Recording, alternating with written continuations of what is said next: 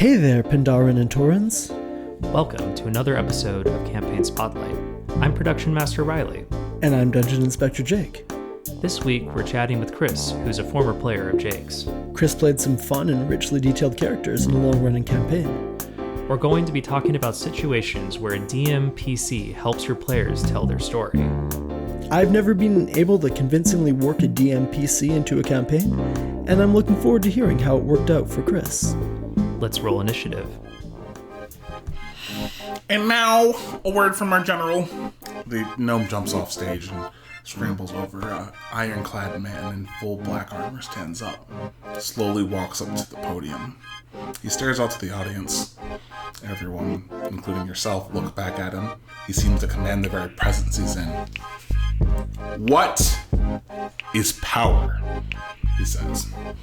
The ironclad general slowly starts to walk away from the podium. Despite having not needed the voice amplifier, his voice carries to the auditorium. He looks away from his commanding officers and towards the crowd itself, staring at the cadets, you and your friends. Is it one of combat prowess with spell and sword? The ability to manipulate those around them? A divine blessing from the gods? Nay. Power comes from strength of will, the will to change the world around them, to protect what is dear to them. As you move through your duties in the Royal Army, have the will to change, protect, and serve our kingdom's future. For Forman. That's our intro. That was fucking awesome. When you started with that first voice, I was like, uh-oh, where's this gonna go? I'm waiting for 2 minutes of just that gnome voice. Just that yeah. Hello and welcome to Campaign Spotlight. Hi. How you doing today? I'm doing great. Would you mind introducing yourself? Yeah, sure. My name's Chris. I am a DM of, too many years now. I first started playing Dungeons & Dragons when I was a sophomore in high school, I think I want to say. And that was, 2006? So we're old. We are. I hate that. I hate that a lot. Back in my day. Yeah, right? We had to make our own dice. Out of the bones of our own fingers. Oh, no. And so you started when you were in high school. Yeah. And have you been playing basically nonstop ever since? Like on and off. It was something I did in college a lot, and then like after college I was like, I need a break. I had some stuff, and then I met a bunch of friends. I'm a big Magic the Gathering player. I met some friends at the store I was playing at, and we became very close friends, and they were like, do you play D&D? I was like, yeah, I play D&D. And like, cool, we're gonna go play a 2nd edition campaign. And I was like, ooh, 2nd edition. What was 2nd edition like? It's like, we're gonna talk more about it later with Pathfinder, but like 2nd edition is a complete, I don't even know really how to describe it. It's so crazy with the rules and how things work, and like how like you can level up by just casting spells, like not even like killing or like hurting someone or manipulating an event, just cast a spell, you gain some experience points.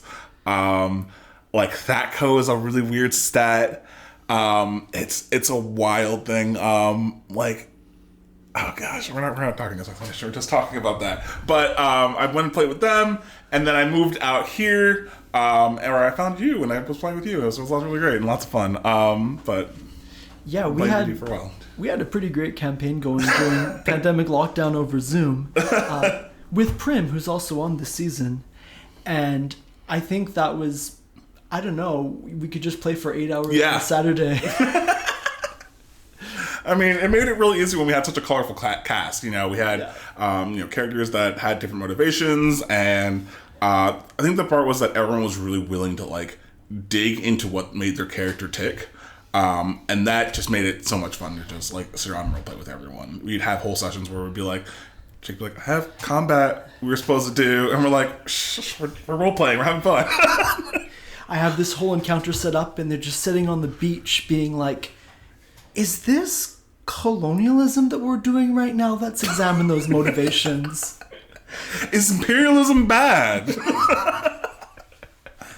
For anyone listening, yes. Yes. My characters have to get there though, so that's on Right, them. right. I feel like they mostly did. They did. They got there. Anyway, we are not talking about that campaign. No, we're not. Maybe at some point we'll have Riley interview me about that game. Riley does not look thrilled about this concept. Yeah, tell us about your Pathfinder game. Sure. So this campaign never really had a formal title. It was kind of something back when I was living in Philly. I had a group of friends that always sat down and we played D&D we tried once a week, usually a Saturday or a Sunday. And then we had a rule where you had to shuffle DMs at least once every 4 months to give the DM a chance to break. So, like, no one person was DMing, but it really boiled down to, like, 3 of us that would, like, just rotate between the DMs and everyone else would just play. We kind of had no problem with that. So was this all one campaign with rotating DMs? No. This was just, like, how our system came up. And this is how my campaign, it was my turn to do this campaign. It was like, Got it. It's Chris's turn to DM. Chris, you gotta DM this campaign. I was like, yeah, sure. And the DM has to, like, set up rules and stuff like that. And at the moment when we started this campaign, everyone's lives were really, really busy, except for my friend Dan, Dave, and Ben. And so it was just the 4 of us, including myself, wanted to play D&D. And so we're like, we're going to do that. And because it was so few people, I was like, you guys play 2nd edition and 5th edition. Actually, did 5th edition come out yet? I think it might have been before 5th edition. 5th edition, I'm going to look up what year Look that was. up. Yeah. If it wasn't 5th, it was 4th edition, and there's a whole drama thing about 4th edition, people's reception of that, because either you love that edition or you hate it. But I'm not going to talk about that. But I was like, hey, you guys have never played Pathfinder. I would like to sit you guys down and give this a shot, if you would. And they were like, sure. Okay, so 2014 is when it came. So it was right when 5th edition coming out. We weren't too sure about 5th edition still. And I was like, I really want to do Pathfinder. And they're like, yeah, sure, we'll give this a shot. I learned how to play D&D on 3.0. So 3.0 and 3.5 are like some of my favorite editions of D&D just because that's how I learned how to play the game and learned how to roleplay. So Pathfinder is a continuation of 3.5. Basically, Wizards of the Coast had a group called Dragon Magazine that wrote supplemental content for D&D 3.5, and basically when they're like moving on to 4th edition, a bunch of them were like, we kind of still like this 3.5 system. We want to keep developing it, and they broke off and made Patio, that now makes Pathfinder, Starfinder. They're a very big name now, which is really cool. And we played Pathfinder 1.0, which is basically just like 3.5 plus. So if you never played 3.5, it's a lot of crunchy number things when it comes to combat. But you can really get down to the nitty gritty, do some really cool things with this system and stuff like that. So it's always one of my favorite in the back pocket, but it's definitely not a system for everyone. Can you give us some examples of like what this number crunch looked like? So like even just rolling a character is a lot in Pathfinder. So you start out, you have your level 1, like, your base stats and stuff like that. You pick your class. Everyone's HP is it's very similar to 5th edition, but then it's just like, oh, don't forget to add this feat, and this is how you calculate skills. And by the way, now you have this attack and that attack and this, and don't forget about like dueling has this huge off penalty, so you get a minus like 5, -2 in your hands and stuff like that. And it's a whole bunch of things that come along with it. But if you know how to manipulate the rules, you can become extremely potent and extremely scary. One of the things people are always like, Chris, what's your favorite character to play in Pathfinder? I'm like, a paladin with a bow. Ranged smite is very scary, especially when no one can get close to you. There's clerics where they're channeling, because they don't actually like prepare healing spells. Like no cleric knows healing spells. They just can channel positive or negative energy, and it's like gonna burst around them. And you can turn some of that channel into healing spells if you want to. So like there's a whole combination with that and trying to figure out how to heal people. There's like fighter stuff is absolutely wild, like all the weird fighter things you can do. Like I made a halfling fighter that had a lance, and she rode like a little husky dog into war. She was so good.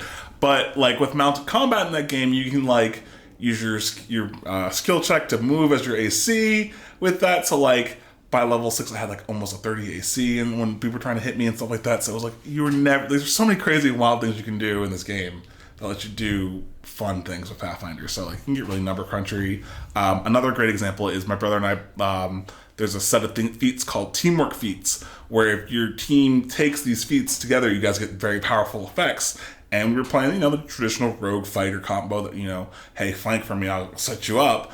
But like we took a bunch of teamwork feats that were all about setting up that flank. And it got to the point where at one point our sorcerer of the party was like, can I please kill something before you both like gang up on it? So you can just do some crazy stuff with that system. It's a lot of fun. Is it mostly crunch around combat in particular? Combat is the crunchiest part. Skills can also be kind of crunchy if you look at the character sheet I gave you. Like, there's a lot of skills here. In addition to that, just, like, there's bonus skills and, like, how your skills ranks and stuff like work like that. But for the most part, if you understand 5th edition and 3.5, it's not too hard to understand Pathfinder. So, crunch mostly comes from combat, so... I'm looking at the character sheet that Chris gave me right now, just to be clear. And I'm going to read a sentence from this character sheet. Oh, no. To give people a sense of, like, what the bonus on a magical weapon might look like. Right? And this, I think, is basically something on the same level as like, Green Flame Blade or something like that in 5th edition. But one sentence of the description is as follows. This bonus can be added to the weapon, stacking with existing weapon bonuses to a maximum of +5, or it can be used to add any of the following weapon bonuses: Defending, Flaming, Keen, Merciful, +1, Axiomatic, Disruption, Flaming Burst, Holy, +2, Speed, +3, and Brilliant Energy, +4. And that's one sentence in about a 10-sentence paragraph that describes the bonus actions that you can do with this weapon. So this is a whole other level of crunch from what people who kind of came into D&D in particular through watching actual plays, where things are a lot more streamlined. This is a whole other level of crunch. Yeah. How long did it take? So you had 3 players. I had 3 players, yeah. How long did it take to get through a round of combat? It can take a while. The nice part about it is Pathfinder is like, generally everyone has like a bread and butter thing they're trying to do. So once you get the kind of hang of it and the motions of it, you go very fast. A great example I'm going to talk about later on with one of our NPCs is one of my characters is a wizard. He's a specific type of wizard called a diviner, where he gets to go first and see things that happen beforehand and stuff like that. It's like, think like That's So Raven kind of. But he has like an initiative bonus of +15. He goes first every time. And I remember his favorite thing to do was he'd like jump out into combat. He'd pick a target, it's like that one was really squishy. And he'd go bang and put his finger like a gun and he'd cast magic missile at a high level spell and explode the target. And like that was his opening gambit. I always knew that was his opening gambit. So like that saves us some time. But like I said, it can get crunchy. And when it gets too crunchy and I know his turns are taking too long, I would like pull out my phone. I'm like, you got 30 seconds to make up your move. And that would speed people along so that they're not thinking for too long and trying to figure out like the perfect play or what we're supposed to do. Of course, I'll let them stop if there's like a big dramatic thing happens, like, someone gets knocked over or, the bad guy powers up. I give them a chance to talk about and strategize what they want to do. But I try and keep combat very snappy and quick with my campaign so that, we're not sitting here 3 hours later having like, whose turn is it? Whose turn is it? Whose turn is it? Are we done yet? Did we finish this turn? Like, you've been there. So Chris is being too nice. In the game that we played, we were absolutely there. I think we had one session where one round lasted 90 minutes. I think so, or something like that. So. With the Great Beast in the North. Oh, gosh. Yo. But that was also, like, a very big and dramatic fight, too. So, like, that's fine. Like, that would be okay in my book, too. So. That was meant to be the campaign finale because I didn't realize how long lockdown would last. Oh, COVID, what have you done to us? But I really like the idea of giving them a time limit because to some extent you want combat to feel stressful. You want it to feel like split-second decisions because that's what combat would be in real life. Exactly. You wouldn't have talk to the orc or whatever bad guy you're fighting and be like, hey, I need you to pause for 10 seconds. Hey, guys, come over here when you attack. Like, that wouldn't happen. You'd be forced to make action and do things. And I've always felt that, pressuring people, even though, it can be uncomfortable at times. And, obviously there's a limit to when I'm not yelling at your face, go, go, go. But there is a moment where it's like, okay, if we would like to get through everything we'd like to get through today, we do have to pick up the pace. So I feel like a 30-second timer. I used to have an egg timer back in college, like the one you would like. That would be perfect. That's perfect for them because then they know like, oh god, I have to go. But usually the hourglass timers are probably nicer towards people these days. I'd go more towards that. But that was chaotic. 2009, Chris. I honestly have to get better at that. The last one shot I ran took 3 sessions to resolve because I was letting everyone talk through every single move. And they were having fun. Yeah. But also, we spent 9 hours on this one shot. So much for one shot. 3 shot. Yeah, 3 shots spread out over 2 months because of scheduling. Ooh. How combat heavy was this campaign?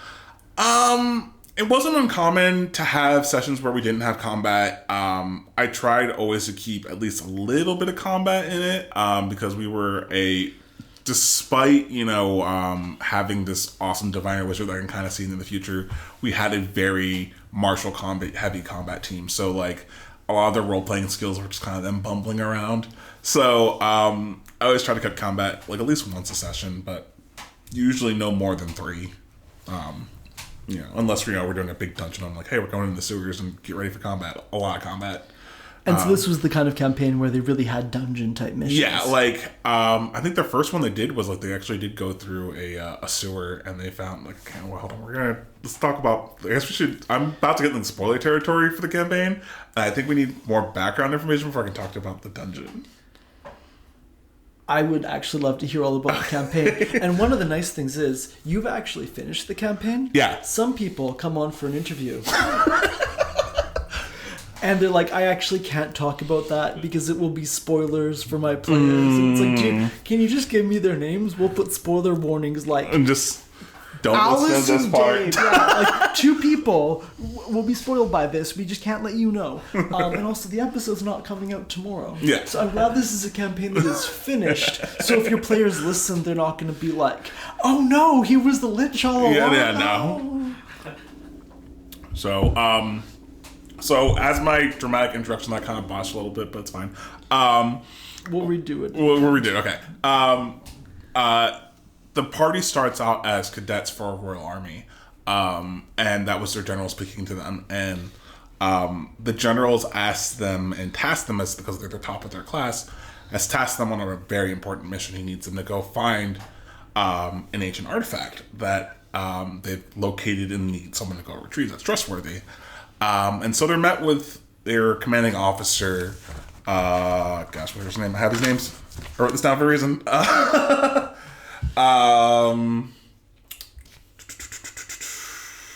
No. Zoltan is his name. Zoltan is their commanding officer, and he's half dwarf, half human. And he's all the grumpiness of a dwarf times 3. And the party, he's mean to the party. He doesn't tell them really a lot of information. And the party just kind of grow to resent him. But he sends them on their mission, and they find a very strange hourglass. And that's the whole premise of the campaign. There are several hourglasses hidden throughout the world. Gather them all up, you get to make a wish. Undeniably comes to truth. That's it. And he sent them to collect the first one, and they can bring it back no problem. They have no idea what this hourglass is or it does. They just know it's really magical, and that's it. As the session progresses, they find 2 and 3 more, and they're like, "Oh, sweet, we're doing pretty good. Let's find these, these hourglasses." And suddenly, after they found the 3rd one, they're about to be tasked with the 4th one. The alarms at the academy and the Royal Army are sounded, and they're like, "We have a mole here. There's someone that's like, here to do wrong against the kingdom." And everyone's like, who's the mole? And immediately the blame is placed on the party because they're the newest recruits. They're doing too well. They're doing all these things, and everyone's like, get them. And they're like, oh god, what did we do? We didn't do anything. And so there's a sense of panic where they like have the entire royal army and the academy chasing after them. Their lovely quartermaster, that's one of my favorite characters in the campaign, is a quartermaster that has like a big smiley face, and he's always very nice. And he's like, I can't let you leave. And he has like his battle axe as he's like, they're trying to like walk through the door with a big smile still on his face. And it turns out Zoltan was actually, their commanding officer was the mole. and he gets the party out, and he was actually very like mother hen. Like, actually, he loved the campaign and loved the characters and the missions, and they were like, wait, he was on our side the whole time, and he actually is not a dick and is super nice? Like, what's happening here? And the whole point was just trying to throw them off the trail so that, you know, they wouldn't be involved and be suspicious, because they're innocent people. They just thought they were signing up to be part of the Royal Army. Turns out they escape. They go to this place in the mountains where there's a resistance force. And I'm like, wait, why is there a resistance force? I don't understand. Well, the general that we talked about in the beginning, he's actually a black dragon trying to gather all the hourglasses up to make his own wish. And he's being opposed by a gold dragon, who's also one of my favorite NPCs I've ever made. He is Lesroth, the gold dragon. And Lesroth always took the appearance during these mission briefings. You remember the Sultan from Aladdin? Yes. Very much like that. Like a very large, portly, bearded man that laughs and is super happy. And that's how he would choose to present himself to the party. He would have like lots of gold and stuff on, but his goal was like, all right, listen, I can't let Rannick, who is the black dragon, collect all these hourglasses. Unspeakable evil things will happen. I need you to go steal them back, and I need you to keep them safe for us. And so the second part of the campaign is them running around trying to get everything back and trying to get all the hourglasses. And that's kind of the whole story for the most part. But when we got to the second part of the campaign, when they've met the resistance force and Lesroth and everyone, I've noticed their party composition was having some troubles. The party at the moment is a wizard, a fighter/cleric, and a ranger with a dog. This combat team cannot do anything if someone gets in their face. The cleric is just desperately like, please leave me alone. I need to heal people. The wizard's like, I'm tiny and soft, please don't touch me. And the ranger's like, I'm still kind of tiny and soft, but also I have a dog, but he doesn't do that much. So there was this big issue where like I couldn't send monsters or enemies at them that would bum rush them, because they would just get wiped and like they would really hurt. And so I was like, how do we solve this problem? And I was like, they really just need a fourth player. And I couldn't find a fourth player because everyone was super busy at this time in their lives. And so I was like, you know what? I can just be the fourth player, and I will assist them in combat as a player named Aaron, who is actually Lesroth's son. He is a half-orc paladin, and I was like, this will give them the meat shield between the fighter cleric and the paladin. Then at least they stand a chance in stopping people from just like bomb rushing the backlines. So I definitely want to talk more about Aaron and what it means to have a DMPC. But before we get to that, can you tell us how the campaign ended? Oh, okay. So a stalemate kind of breaks out. Lesroth has 4 of the hourglasses, there's 7 total. Rannick has 3. And it's kind of like, I'm not giving mine up, you're not giving yours up. It's time to do battle. And, you know, both the forces meet in the battlefield. They have a huge fight. Lesroth takes a more applicable form where he like looks like a war hero and not the Sultan from Aladdin. They fight it out, but mid-combat, all the fighting stops because someone else has 7 of the hourglasses and has stolen them from both parties. So we mentioned a sewer earlier, a sewer dungeon they went into. They ran across a very strange cleric. This cleric he seems to manipulate and make everything around him chaotic and weird. And they're like, who is this guy? Why is he here? And it leaves with them before like he can like really do anything to them and they can do anything to him. He kind of just like, oh neat, I'll use you all later, and disappears. The same cleric reappears and he's like, I have all of them. I can now make my wish. And everyone's like, wait, no, stop. And he wishes for a portal from another realm where all these demons and monsters pour through. They all pour through and they start attacking. And Rannick reveals that his goal was to stop that cleric and stop their cult, which is why he wanted the hourglass. He wasn't actually going to use it to enslave the world. It was kind of a very unlawful, evil thing. Like, I can't rule the world if you guys destroy all of it. And everyone's like, oh, we goofed. Did we goof? We might have goofed. sadly, Aaron is killed on the battlefield and raised as a blackguard, which is like, an anti-paladin. And that's where the campaign ended. It ended because our friend Ben was moving to Texas, and it was kind of like, we need to resolve everything that's happening in the campaign and put it in a point where we can pick it back up if we ever decide to pick it back up. And so that was where it ended. And, I still get every now and then like, yo, when are we doing that campaign again, Chris? And I'm like, I gotta find some time for us to be me ready in Philadelphia and like in Seattle between Philadelphia. So we'll figure it out one day. We'll get it done. But I've been saying that for 6 years now, 8 years now. So we'll see. But the players were not happy. They were very sad that Aaron was murdered in front of them. Because Aaron, despite the fact that like you as a DM were playing him, he was a PC in this game. Yes. It was weird at first, but it was a lot of fun. Aaron is a very... coming up with Aaron was like, I needed a character that could, for combat, take the front line. But then it came up to like, what is this character like? And how do I stop myself from role-playing of myself from like 20 minutes while the party's looking onward? And so that was a lot of questions I had to answer with Aaron.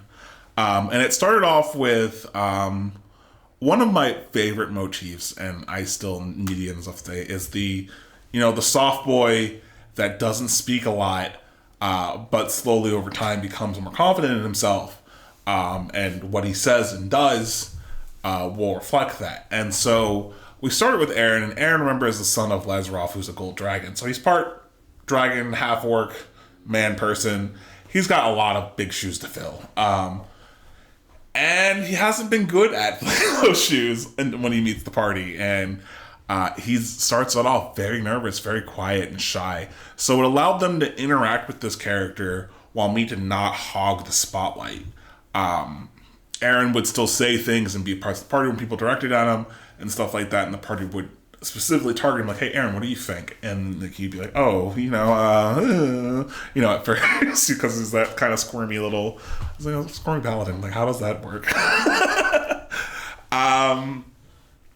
But it became this really cool dynamic where party members would, ask him questions or expect him to do certain things in combat, or, ask him, like, hey, I need you to, they'd point, like, I need you to go ride that horse or something. Because I'm trying to think of Aaron's, like, I don't have this character sheet in front of me. Can I grab that real quick? Yeah. So they'd be like, hey, Aaron, can you heal this sickly old man? Or, what do you see, Aaron? Because he has a very high perception score. So it revolved around being this kind of person where I, like, had to, like, almost flip a switch on an instant to be Aaron the NPC or to be the DM that was covering everything. And having a shy character seems like a pretty good way to deal with that. Mm-hmm. It worked. It worked really well for the most part. But then I realized he can't just be the character that sits in the corner and goes, for the entire campaign, because that's just a boring character. And it also really clues the party in if Aaron's like, oh, I wonder what's over there. So he became a... and I found the way to break the pattern with that was, like, how do I get this character more involved with the party? And that was actually when my friend jokingly hit on him because he was playing a female character, and she was hitting on him, and I'm like, oh, he blushes. And I was like, that's it. Romance, we can do that. We can do romance.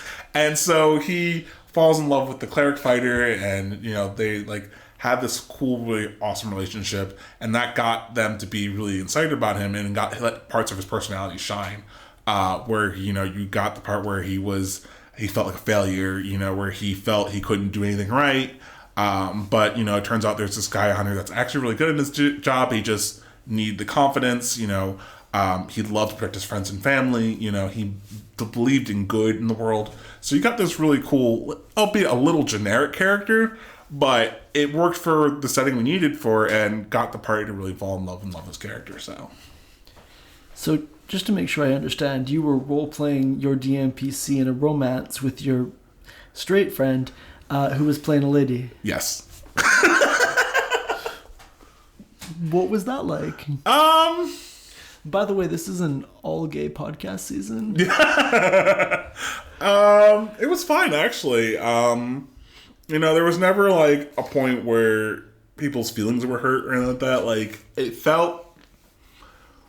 how do I put it? So, Ben's character, Reba, was very much like, have you ever seen the Whose Line skit where it's like, how do you start a fight? So there's a Whose Line skit where it's like, how do you start a fight? And then the first response was like, hey guys, do you want to start a fight? That was very much Reba. She was like, hey, y'all want to start a fight? And so it felt like we had this really cool, strong female character that wanted to like bash heads, drink a lot, throw hands whenever possible. And here you have her like hitting on this like orc paladin that's like very scared and timid, and it just created this really fun, awesome dynamic we had. So it never felt kind of weird. It was really fun playing out their romance and stuff like that. We didn't get too explicit. It was like kind of like like the cool, cutesy like high school romance almost, like like they held hands, they always like were cuddling and stuff like that when later on, but like they never did the deed or something like that. As a DM, having found myself in situations where I need to narrate my players doing the deed is always a situation I'd rather not find myself in. And this is even true when it's like with players that I've hooked up with a bunch. Mm-hmm. It still feels really awkward. Yeah. So, it worked out really nicely, so. In our campaign, one of the players, she was always hitting on, like, Butch Lady NPCs, and I didn't really know how to narrate that, so I just had the NPCs always shoot her down. That makes sense. To be fair, she was, like, canonically very evil. And awkward, too. Yeah, she gave a ring to an NPC at one point. The first day they met. Mm-hmm. And so I didn't feel that bad that the NPCs were always shooting her down. Yeah.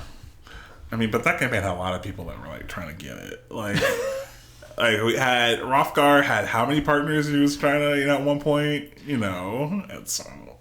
It was kind of messy, but... Right. Your player character in that campaign lived happily ever after in a throuple. Yeah. I love that. Bisexual part. Yay! Anyway, let's get back to the actual campaign we're talking about. Sorry. Yeah. It's hard not to reminisce about that game because I miss it so much. So, did you ever feel like you were in situations where the decisions that Aaron was making were trying to steer the party towards, like, not necessarily getting towards the next goal, but sharing some information they might need or something like that? Never really. The party was really good at scouting and understanding their missions. So that was never really an issue about him revealing too much about that. It was like, the issues we came across was like him maybe spoiling too much about his father or, military plans that we have going on. So it wasn't super duper that way. We didn't have that too many problems with that. But like they did look to him for help for like, they're stumped on a puzzle, like, Aaron, what do you think? And it was nice because like I got to slide hints to them for puzzles and stuff like that if they weren't quite sure what they should have been doing. And so like, here you have this NPC that's like, maybe that thing over there, and it worked out so that, I could give a hint and not be like, breaking the fourth wall and jumping into it and be like, hey, there's an actual character here that's talking to you, telling you like, hey, look at this thing. So it does keep them in the game. Yeah. And these players, I guess, were engaged enough in the world that they wouldn't wake up in the morning and say, hey, Aaron, what should we do today? Yeah, no. For sure. It was never, ever that. They understood that Aaron was along for the ride, and that he was their friend and would do anything for them for the most part. But it was never like they were like, hey, Aaron, where's that secret door we're looking for in the dungeon? Say, Aaron, do you know anything about these dragons' master plans? I don't mind. Maybe you can ask my father later. Your father? Dun, dun, dun. Yeah. But it does sound like Aaron was also shy enough that you never had situations where Aaron's talking and NPC's talking, Aaron's talking. The only time that ever really happened was when someone upset him. And generally that would have been like, saying something terrible about the party or, hurting an innocent person. He's a very, very good boy. So like, he didn't get heated until something bad has happened. Got it. And that's when he would really be like, I'm going to put my foot down, stop this, don't do this, he would get very, that's when it would happen. Got it. And how did you distinguish to your players whether you were talking as Aaron or an NPC or as Chris the DM? Our listeners won't be able to see this, but I talk with my hands a lot. It's just how I am. And with Aaron, I had very specific hand motions, and I kind of do this when I role play certain voices and stuff like that. My hand motions change. So like Aaron's kind of, quiet and soft. So he kind of like, I start rubbing my hands a little bit or like doing nervous fidgets. And that helps indicate that I'm speaking as Aaron right now. Other times, it's the less elegant way of just like, oh, Aaron would like to, or, Aaron speaks up and says, I just put on my Aaron voice. But for the most part, like I have different connotations for Aaron specifically, and he sounded a very specific way. So the party knew like, hey, this is Aaron speaking right now. So got it. And your body language changed enough that they could clue in. Mm-hmm. That makes a lot of sense. I do know someone who, for their DMPC, puts on a specific hat. Oh, that's a great idea. I love that. And it scales well, because if you want to have 5 DMPCs, you just bring 5 hats to the session, yeah.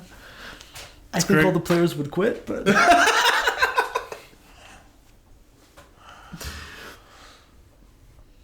Right, and so this makes a lot of sense that, and it helps a lot that this is someone who's a little bit more shy and retiring, and so you don't end up talking to yourself.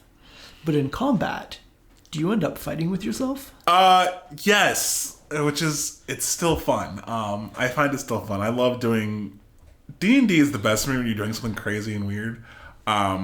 So getting to play a bad guy, in the enemies was, the traditional DM kind of thing.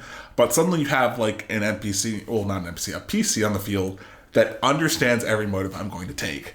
So that can cause problems, but it really helped making Aaron, his character is a very reactionary character. The things he does is in reaction to what other people do in combat. So if you've hurt my friend, I'm going to go lay on hands and heal them. You are approaching us, I'm going to go cut you off. He was a very reactionary thing. He did something because an enemy did something else to him. And that allowed me to keep it so it wasn't like this all-knowing NPC. It's like, I need to go kill that bad guy in the back before he finishes the ritual and kills everyone. Like, it left him to be truly the shield that they needed, which is why the whole point Aaron was introduced, because he's a very reactionary person. He's like, I would like to do this in response to someone doing something else. And so that was the biggest thing to help combat flow with Aaron, wasn't ever to make him like the center of attention, but to make him someone that was still very vital to the party, just not the first person vital to the party. Because like, I think Aaron has an initiative of 0, and we talked about like, my friend Dan's wizard who has an initiative of 15. Aaron almost went last, so it worked out very perfectly. No, that works excellently. And it sounds like your players really knew that they could direct Aaron as a resource. Mm-hmm. A couple of times they'd be like, hey, Aaron, I need you to like get this guy, or hey, Aaron, please watch my back. I'm doing this. They would occasionally ask him to do certain things. We came across undead a couple of times, like, hey, Aaron, I need you to channel your positive energy to kill them. Those kinds of things they would direct Aaron to do. So they could definitely rely on him in a pinch, but they understood that, like, he's not going to give him the cheat codes to, like, break the encounter. Say, chums, I hear that this enemy is vulnerable to radiant damage. Don't use your slashing weapons over here. Like, he still played into the things that the PCs would play into, too, so... And that kind of personality, it also makes a lot of sense that he would acquiesce, he would not volunteer a lot of information, and so it almost feels like the balance you came up with is decent in having that diegetic helper as opposed to just like the hand of God. Exactly. That's why I kind of like always have loved Aaron, because he's very much just the extra oomph. The party didn't need a lot to keep going. It just needed just a little bit of help. And so him entering the party created that little bit of help we needed to like make sure the campaign was fun. And what was the rationale of having a fully statted out NPC as opposed to giving them like, I don't know, a swarm of helpful butterflies or something like that? Well, first of all, like this is something you might not know about me, is when I have an NPC that I have named by name, they have full stat blocks. I'm a crazy person. They all have full stat blocks as if they were PCs. That's so much work.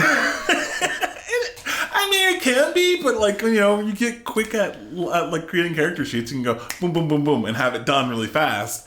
And let the record show that a Pathfinder character sheet is effectively like a multi-page spreadsheet. So, I got just really fast at doing this for all of the characters I've named. The quartermaster, his name is Ryan Tars.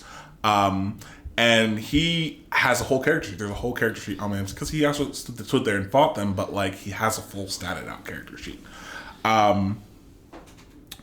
With Aaron, I made this character sheet so like he would like follow them around and stuff like that. And I was like, you know what? Because like I was like, I have all these NPCs and this is how I do it anyway. I was just like, let's just shove Aaron into the party and let's just, because I already have his character sheet done, shove him in there. And so it's kind of just like, because of my weird habits of making fully fleshed out character sheets, because it also helps me identify what stories I want to tell with my characters sometimes.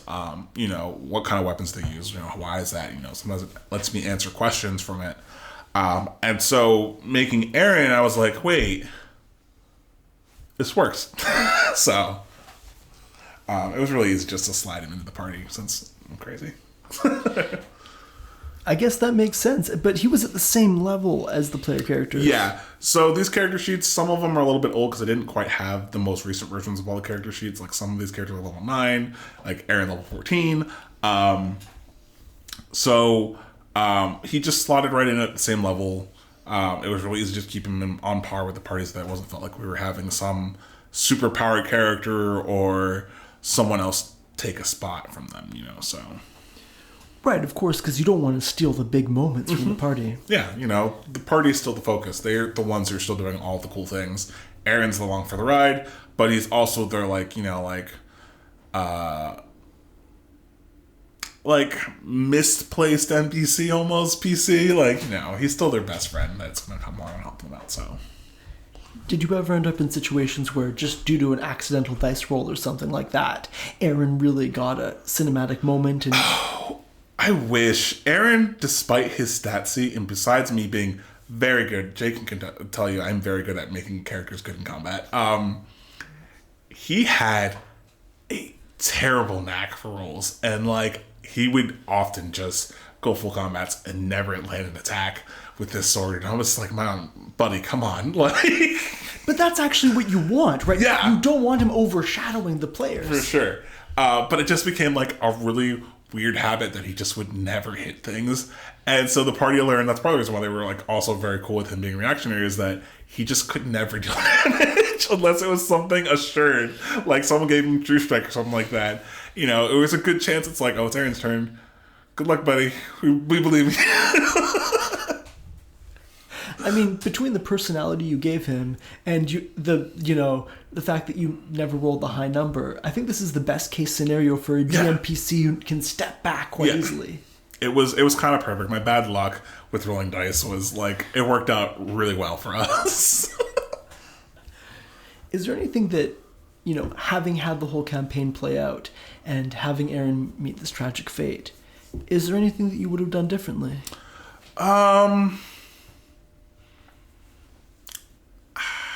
That's a good question. I don't know if there's things I would...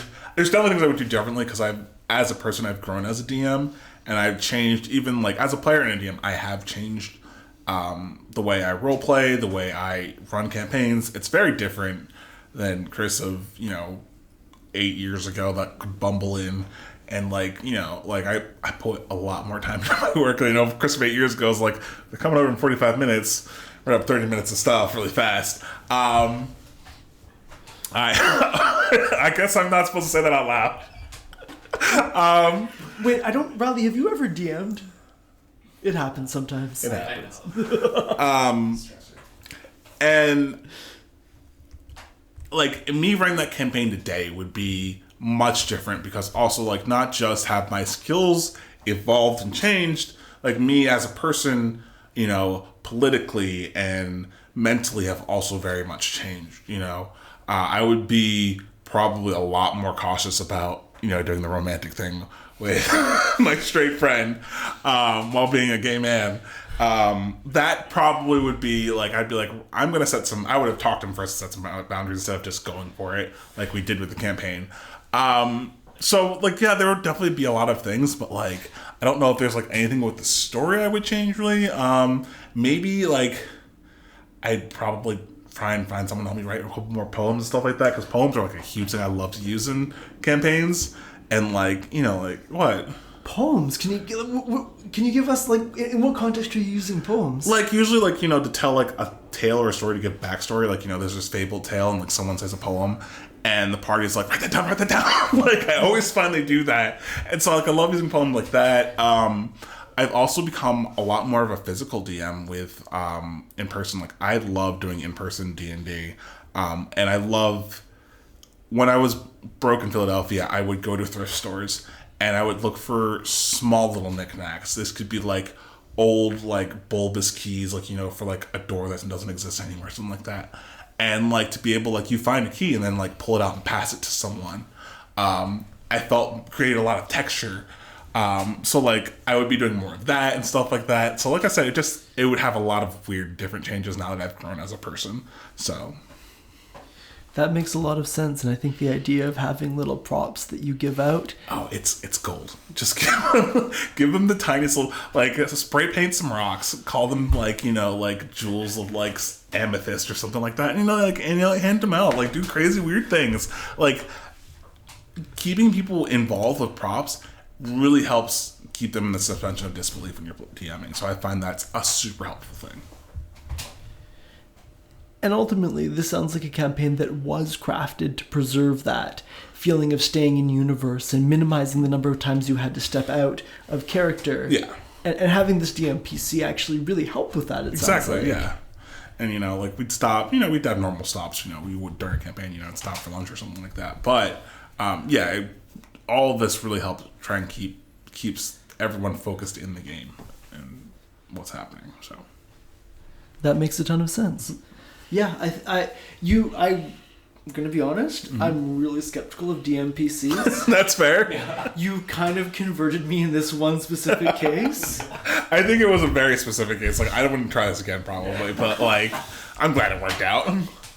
Yeah, no, I guess when I run games, I'm often very concerned about stealing the thunder, mm-hmm. taking away the spotlight, because like, it's unfair if I'm the one generating the spotlight to also be the one to hog it. Yeah. It. Yeah.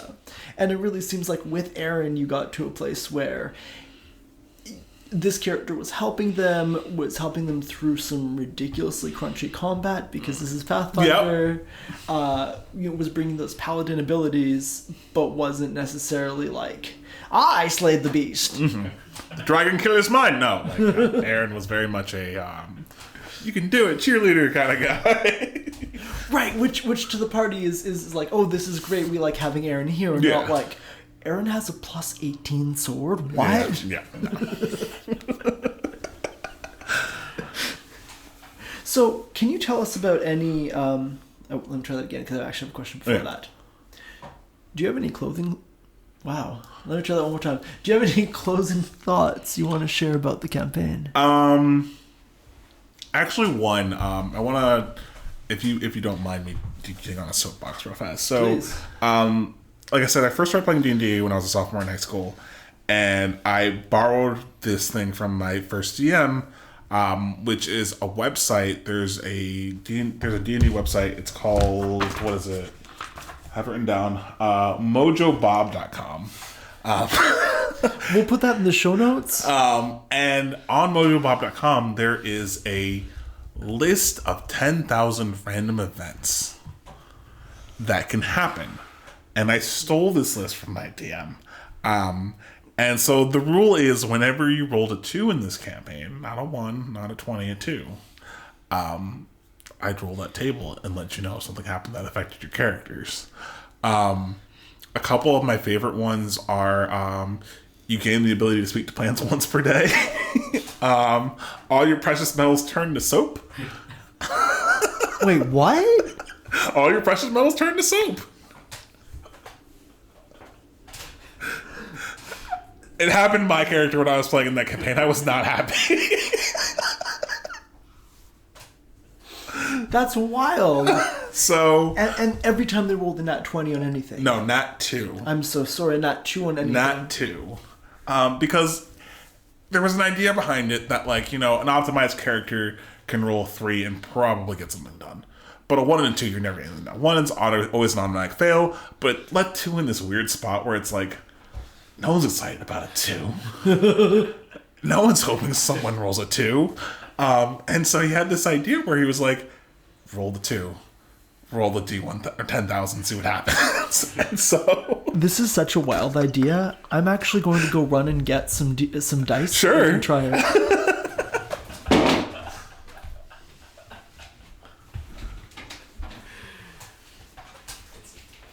wait, I had dice.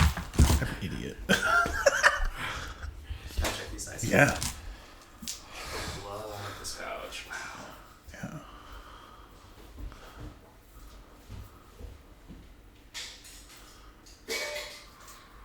So these are just a collection of dice I have. There used to be a full metal set, but like over the years I have lost them. I think I had a full set of metal ones. These are like, I got them in like 2009. Those metal ones. I forgot I had dice. Did you steal my mason jar idea? Yes, it's such a good idea. Oh wait, you have your fancy dice. Not fancy. They're just. They're pretty dice. beautiful. All right, we will absolutely put a link to this table in the show notes. So sometimes, you know, nothing interesting happens with a D10,000. Like, you can get some rolls that do nothing, and that's fine.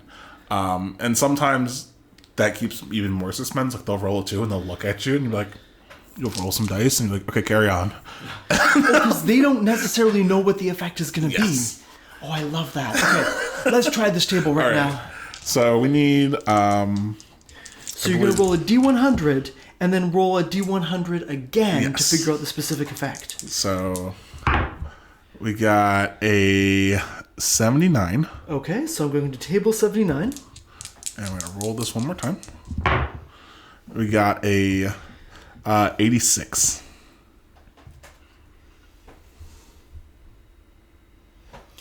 When injured, target weeps like a baby for 1d10 rounds. So weird stuff like this could happen.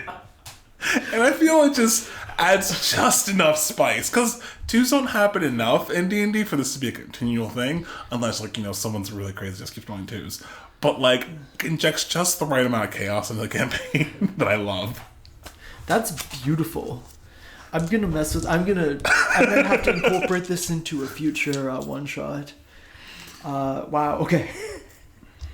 And the whole story reason behind that too was that that chaos cleric that ruined everything. It was his influence over the plane that caused these weird events to keep happening. Do you want to do one more roll because this is 10,000? I feel like we have so much to. All right, we'll do one more, and then we One get back more, on track. and then we should actually talk about it. All Yeah. right. Okay. Why don't you do this one? I did this one. Oh last shoot! time. Okay, It's your turn. on this one. Okay, these dice are so heavy. Riley, is this an okay sound? Yeah. Okay. Okay, that's 87. Got table 87 up. 99. I'm rolling like crazy high numbers. Do you remember in our game when rolling 99 meant teleporting to hell? Yeah. Oh gosh. And it happened twice? All within 50 yards disarm themselves as quickly as they can. So like that could happen during combat. Everyone throws their weapons away. That is a game-breaking weird thing to happen. I love this. So that's my closing thing. Is like I love that. Let a little chaos flow, people. Let it have fun. You can have a lot of fun with this. So I absolutely love this. Do you have was there any media you were reading or watching or listening to that really helped you while you were putting together this campaign? God, I do, and I'm gonna feel really embarrassed about saying this. Collecting all the magical items. I was watching Dragon Ball a lot when this happened, and not Dragon Ball Z or Dragon Ball G. I'm talking like 1980s kind of sexist Dragon Ball. I was watching it again. Oh no! That show has some moments, and I was rewatching it because it's like, it reminded me of like this weird part where I would go to my cousin's house and like just see clips of it and be like, what's going on in this show? And, you know, people think of Dragon Ball, they think of like someone staying there for 5 minutes screaming. And the original Dragon Ball was very much just like adventure to the east. We're having a good time. Weird things are happening. You know, let's explore this weird, crazy world. And so I was really watching that at the time, and that was a big influence over the campaign. You know, collect these 7 hourglasses, something happens. That's why they're not balls. Obviously, Aladdin was a great example of a character that we used and influenced. I just love the Sultan from Aladdin. I don't know why. He's one of my favorite characters. He's just so ridiculous and happy, but like still for some reason a very good ruler. And so like, I kind of loved him. So I was like, I want to incorporate him somehow. And I was like, oh, making him like a dragon that's like this super powerful, you know, scary gold dragon. But like having him in the most like approachable, fun form felt like really cool. Also for Rannick, our black dragon, I love Lex Luthor and Xanatos from Gargoyles. I drew a lot of influence from them about like, you know, he's evil, but he also kind of has a point. And that was kind of Rannick's whole thing was like, you know, hey, I'm evil, but I've got to stop the demons from, you know, conquering our world and stuff like that, which he ultimately failed to do. But like, it was me making a villain with another angle. That was really fun, so... Which is tough to do because I think a lot of the time in D&D, the villains, their motivations are pretty unambiguously like, why would anyone follow them? Mm-hmm. Yeah, like, I mean, his ultimate goal was, like, rule the world and still be kind of evil. Like, that was kind of, like, a generic thing. But he's like, I have a bigger problem in front of me, you know? It's this weird chaos cult that's running around ruining everything. I need to put them in their place. So that's... Or I liked coming up with that idea, so...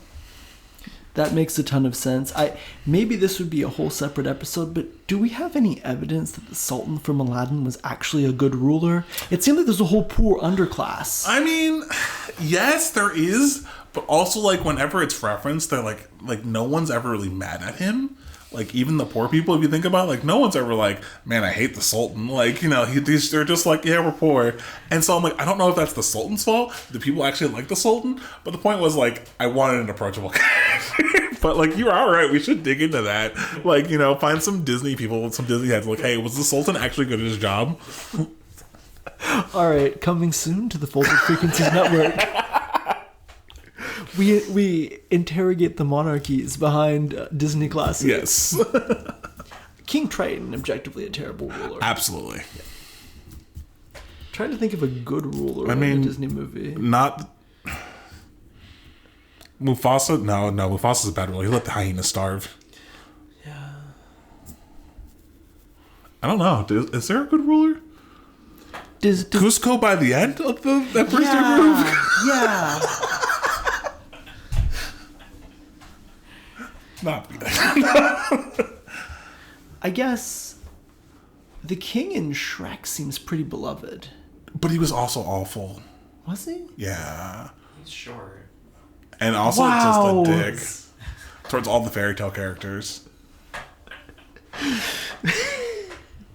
Okay, well, we'll launch that podcast soon. Do you have any tools or resources other than this D10,000 table, which we'll absolutely link to in the show notes? Do you have any other tools or resources that might be helpful for the players? So I'm a big fan of a couple websites. Dungeon Fog is a map making website that I use in my current campaigns. I really love that website a lot. Shout outs to them. Reddit is a huge resource I use, especially for playlists. A lot of my music, I found initially I was leaning very heavily on video game music to help set the pace and the tone and stuff like that, which isn't bad. But like there's a whole genre of like fantasy music on Spotify if you know what you're looking for. And I was like, Reddit, help me out, give me some playlists. And so I have like 3 or 4 playlists. Like I have city ambience or like, you know, tense moments, combat music. Is this combat like simple and normal, or is it like, you know, big boss ultimate battle fight, you know, music? So that's another like great resource. Like look at Reddit. Like as much as I don't always like that website, it's a great resource there. And finally, there's a lot of really great tools out there for different systems that are independent. I use a program called PCGen for Pathfinder campaigns, and that's probably why I was able to like help people get through this so quickly, because they had this program to help them walk them through making a character. So any character generator like that is really, really helpful and handy. You heard it here first, folks. Chris recommends that you spend more time on Reddit. Oh gosh, no. Don't do that.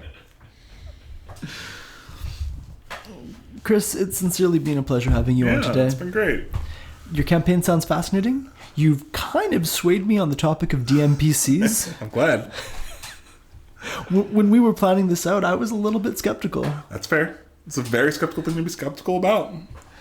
But it sounds like what you did with Aaron really did help your party. Yeah, we had a lot of fun. Thank you so much. Of course, anytime. That's all for this week. Thanks, Chris, for taking the time to chat with us about your campaign. I've been Jake behind the mic. I'm Production Master Riley. And every time I look into the mirror, I see a gaunt figure standing right behind my reflection. Join us next week when we chat about the Genesis tabletop system. For more on the show, including links to all our social media, visit foldedfrequencies.com/campaignspotlight.